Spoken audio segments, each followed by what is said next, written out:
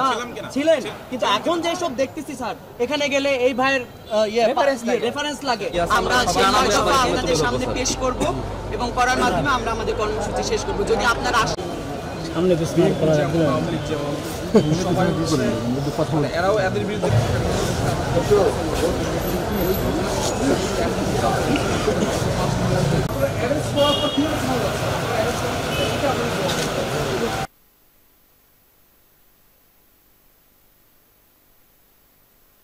যারা বৈষম্য শিক্ষার অনেকে না, বেশিরভাগ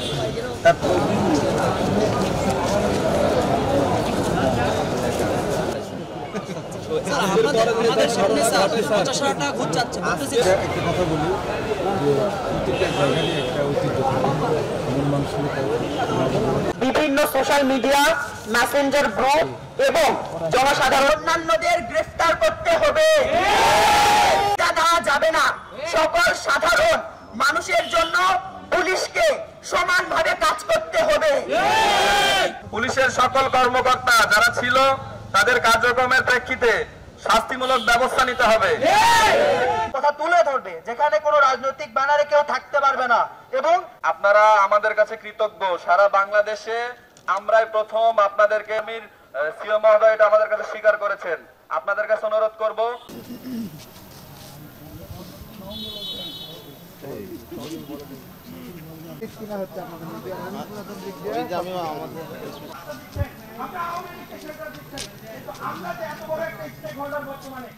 যে তাদের যে বিষয়গুলো দাবি দেওয়া আসছে, এই দাবি দেওয়া নিয়ে আমরা আরও কঠোরভাবে কাজ করব এবং মেইন যে বিষয় সেটি হচ্ছে আমাদের সার্বিক নিরাপত্তা নিশ্চিত করতে এবং নাগরিক অধিকার প্রতিষ্ঠা করতে, নিরাপত্তা প্রতিষ্ঠা করতে আমরা ছাত্র বৈষম্য বিরোধীদের সাথে এবং আপামর জনসাধারণের সাথে একযোগে একভাবে কাজ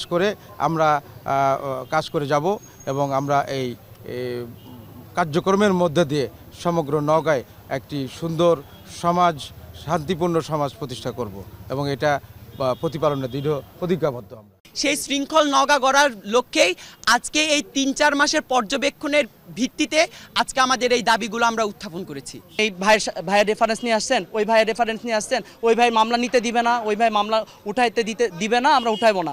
এখনও এই ভাই যদি থেকে যায় তাহলে আমাদের এই আন্দোলন, আমাদের এই প্রাণ, আমাদের এই শহীদদের রক্তের সাথে বেইমানি করা ছাড়া আর কিছুই না।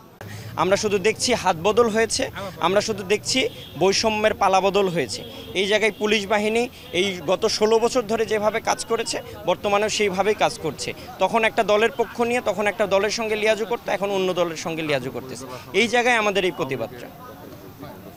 পুলিশকে যে 9 দফা দিয়েছি পুলিশকে জনবান্ধবমুখী করার জন্য, মানুষের দোরগোড়ায় পুলিশের সেবা পৌঁছে দেওয়ার জন্য পুলিশ বাহিনীকে একটি সচল, সচ্ছল, সৎ, নির্ভীক বাহিনী হিসেবে জনগণের সামনে প্রকাশ করার জন্য আমরা এই 9 দফা দাবিগুলো দিয়েছি।